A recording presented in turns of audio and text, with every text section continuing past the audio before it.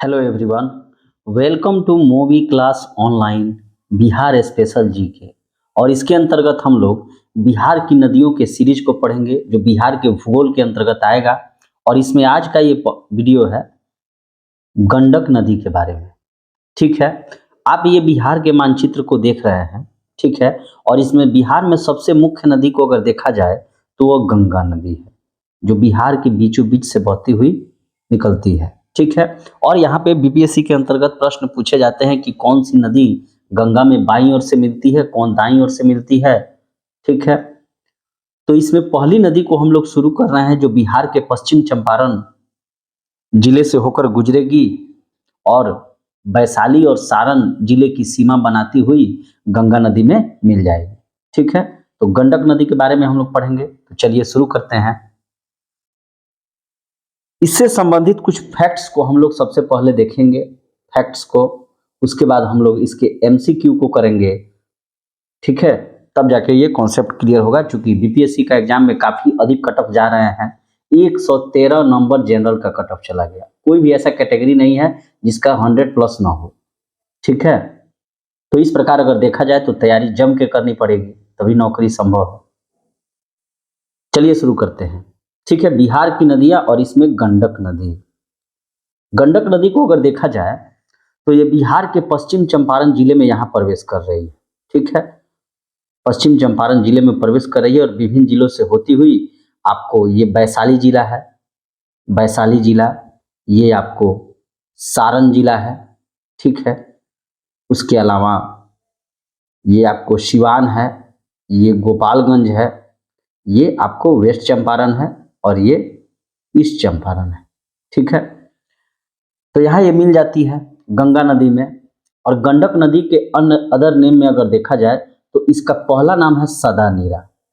सदा नीरा का अर्थ क्या होता है?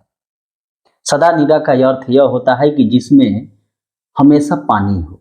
सदा और नीरा, नीरा का मतलब जल, अर्थात ऐसी नदी जिसमें हमेशा पानी हो। ठीक है, इसके अलावा इसको नारायणी भी कहा जाता है।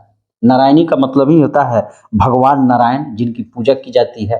तो यहाँ पर एक इसमें पत्थर मिलता है इस नदी में जिसका नाम है शालिग्राम, और इसको विष्णु भगवान मानकर इसकी पूजा की जाती है। ठीक है, इसलिए इसे शालिग्राम नदी भी कहा गया है। इसको काली गंडक भी कहते हैं क्योंकि काली एवं त्रिशूली नदी के मिलने के कारण जो है ये गंडक नदी बनी है, इसलिए इसे काली गंडक भी कहते हैं। इसे सप्त गंडक भी कहा जाता है क्योंकि 7 धाराओं से मिलकर यह बनी है। ठीक है, तो गंडक नदी के जो नाम है वो पहला, इसको सदा नीरा भी आप कह सकते हैं, नारायणी भी कह सकते हैं, शालिग्राम भी कह सकते हैं, काली गंडक और सप्त गंडक कह सकते हैं। ठीक है, नेक्स्ट पॉइंट, इसका उद्गम कहाँ है? ये जो गंडक नदी है तो इसका उद्गम कहाँ है? तो यहाँ पे चूंकि इधर ये नेपाल है, ठीक है, इधर यूपी है, इधर आपको झारखंड है, ठीक है, और इधर वेस्ट बंगाल है। ठीक है, तो इसका उद्गम जो है वह नेपाल के अंतर्गत नुबीने हिमालय है। नुबीने हिमालय ग्लेशियर से इसकी उत्पत्ति होती है और वहीं पर अन्नपूर्णा श्रेणी के मानंग मोठ और कुतांग के मध्य से निकलती है। तो गंडक नदी का जो उद्गम स्थल है वह नुबीने ग्लेशियर है और अन्नपूर्णा श्रेणी यानी कि अन्नपूर्णा पर्वत के मानंग मोठ और कुतांग के मध्य से ये निकलती है। ठीक है, गंडक नदी के बारे में नेक्स्ट पॉइंट कि बिहार में यह कहाँ प्रवेश करती है? ये जो गंडक नदी है ये बिहार में कहाँ प्रवेश करती है? तो बिहार में वाल्मीकि नगर पश्चिम चंपारण डिस्ट्रिक्ट में है, वहीं पर ये प्रवेश करती है जिसको वेस्ट चंपारण भी कहा जाता है। और ये वही वाल्मीकि नगर है जहाँ पर क्या है, वाल्मीकि नगर टाइगर रिजर्व। इससे संबंधित 67 बीपीएससी में एक प्रश्न आया था कि कहाँ पर गिद्धों के संरक्षण के लिए जो है सरकार कार्य कर रही है बिहार में, तो वही ये वाल्मीकि नगर जो जंगल है वहीं पर कर रही है। गंडक नदी में चूंकि जैसे ये मध्य से बिहार के नदी गंगा गुजर रही है तो इसमें बाईं ओर से जो नदियां मिल रही है उसमें घाघरा, गंडक, बूढ़ी गंडक। बूढ़ी गंडक गंडक का ही एक भाग है जो पुराने समय में जो नदियां, जैसे नदी ऐसे अगर बह रही है तो अपनी धारा, इस धारा को छोड़कर यहाँ से बहने लगती है, तो यही एक प्रत्यक्ष नदी का उदाहरण भी है बूढ़ी गंडक नदी जो गंडक का ही भाग है। उसके अलावा बागमती, अवधारा, कमला, कोशी, कंकाई और महानदी नदियां जो हैं वह गंगा में बाईं ओर से मिलती हैं।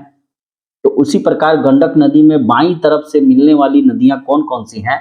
तो भाभसा है और हरहा है, जो रामनगर के पास पश्चिम चंपारण में गंडक नदी से मिलती है। इसी गंडक नदी में दाईं तरफ से मिलने वाली नदियां कौन कौन सी है? तो काकर नदी है, ये काफी इंपॉर्टेंट है। और इस गंडक नदी को मही नदी भी कहा जाता है, इसका अन्य नाम मही नदी भी है। ठीक है। गंडक नदी की अगर संपूर्ण लंबाई के बारे में देखा जाए तो इसकी संपूर्ण लंबाई 632 किलोमीटर है, लेकिन कहीं कहीं किताबों में 730 किलोमीटर भी दिया हुआ है। तो नदियों की लंबाई पर गौर करेंगे आप। और बिहार में गंडक नदी की लंबाई कितनी है? तो 262 किलोमीटर बिहार में ये लंबाई है। यह नदी अर्थात गंडक नदी बिहार एवं यूपी के बीच सबसे लंबी सीमा रेखा बनाती है। अगर प्रश्न में अगर देखा जाए तो गंडक नदी के अलावा वो कौन कौन सी नदियां हैं जो बिहार एवं उत्तर प्रदेश के बीच सीमा बनाती है, बिहार एवं यूपी के बीच? तो एक तो गंडक नदी हो गई। दूसरी नदी कौन है? तो दूसरी नदी घाघरा नदी है, जो बिहार एवं यूपी के बीच सीमा बनाती है। तीसरी नदी की अगर देखा जाए तो वह नदी कर्मनाशा नदी है।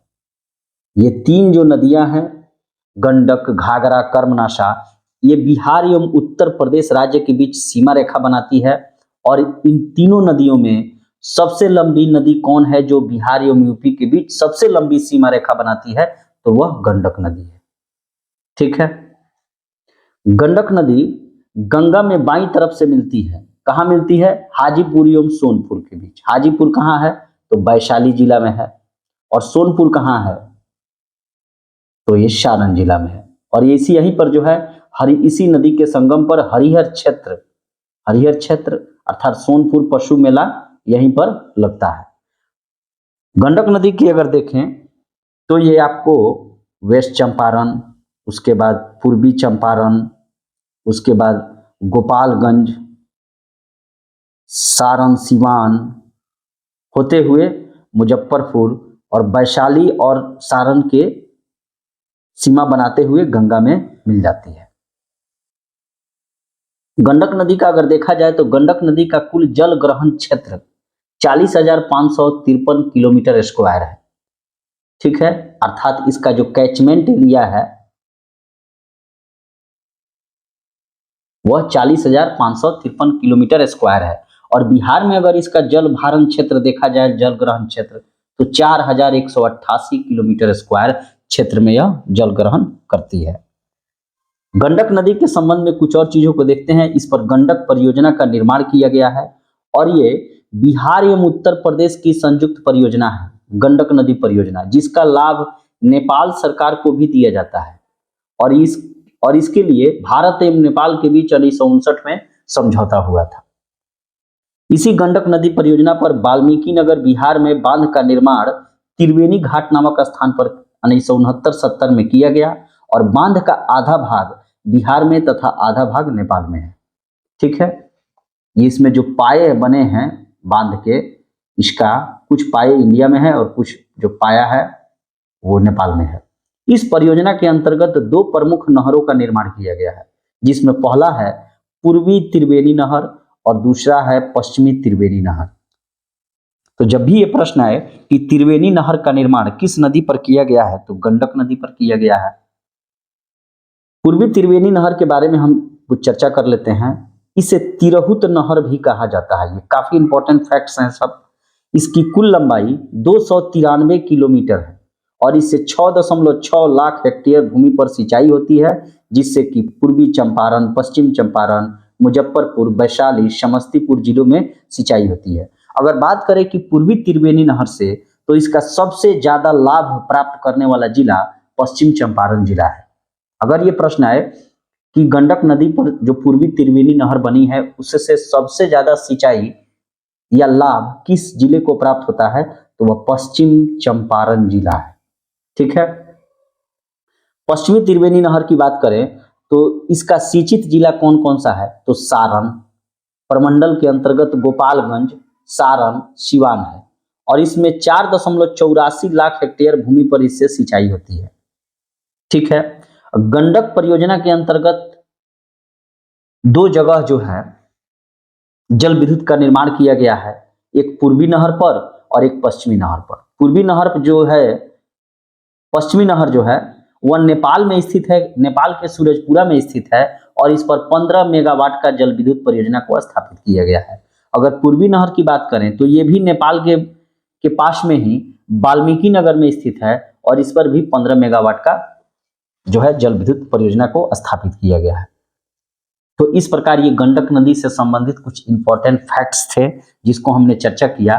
चूंकि ये भी हिमालयी नदियां हैं, हिमालय से निकलने वाली नदियां हैं। बिहार में अगर बात करें तो हिमालय से कौन कौन सी नदियां निकल कर आती हैं, हिमालय से जो भी नदियां निकल कर आती हैं वे सभी जो है उसमें बर्फ का पानी ज्यादा रहता है। चूंकि हिमालय जो है बर्फ से ढका है तो बर्फ का पानी ज्यादा रहेगा, इसलिए उसमें सदा जो है कुछ ना कुछ जल ग्रहण किए रहते हैं।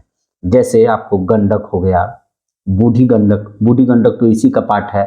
उसके अलावा बागमती, अवधारा, कोसी, कमला।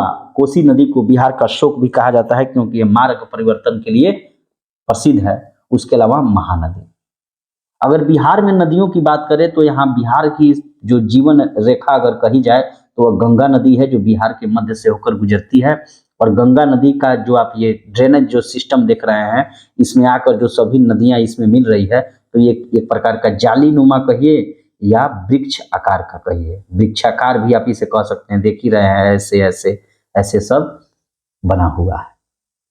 हिमालय से निकलने वाली जो नदियां हैं ये जो सब जो आती हैं, इसमें बरसात के दिनों में जो स्थलीय क्षेत्र का जो पानी है वो आकर और भर जाता है, जिसके कारण इसमें पानी इसमें ज्यादा हो जाता है, जिसके कारण बाढ़ जैसी समस्याएं उत्पन्न होती हैं। क्योंकि इसमें पठारों मैदानी क्षेत्रों से कांप एवं सिल्ट की मात्रा इसमें बढ़ जाती है, कीचड़ वगैरह की मात्रा इसमें बढ़ जाती है। इससे काफी जान माल की नुकसान होती है। और ये नदियां जो है मार्ग परिवर्तन के लिए भी विख्यात है। क्योंकि इसमें पानी की मात्रा अधिक हो जाती है। तो इसी प्रकार अगर चैनल पे नए हैं तो सब्सक्राइब करना ना भूलें। कंप्लीट आपको बिहार स्पेशल जीके से संबंधित आपको history, geography, polity, economics, Bihar सरकार की योजनाएं या जो भी बीपीएससी के अंतर्गत पूछी जाएंगी उसको कंप्लीट कराया जाएगा। मिलते हैं एक नए वीडियो में, तब तक के लिए थैंक यू।